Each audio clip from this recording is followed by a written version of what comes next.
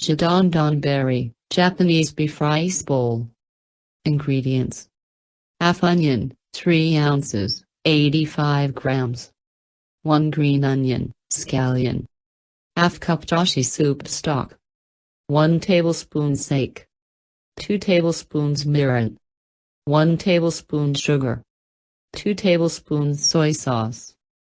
3/4 pound thinly sliced beef, chuck or ribeye. 2 tablespoons pickled red ginger.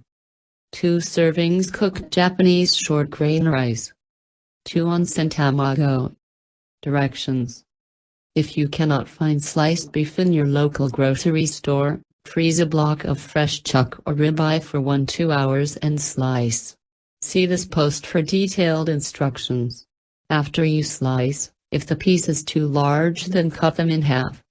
I use Komagire cut from my local Japanese market, and I cut them further into smaller pieces.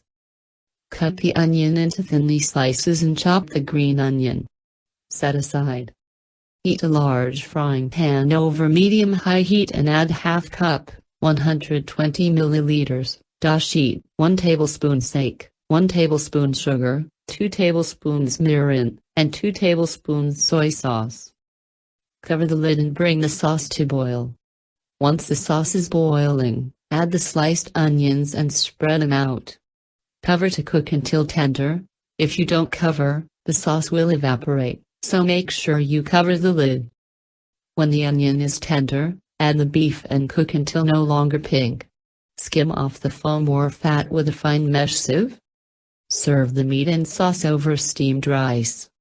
Top with chopped green onion and pickled red ginger.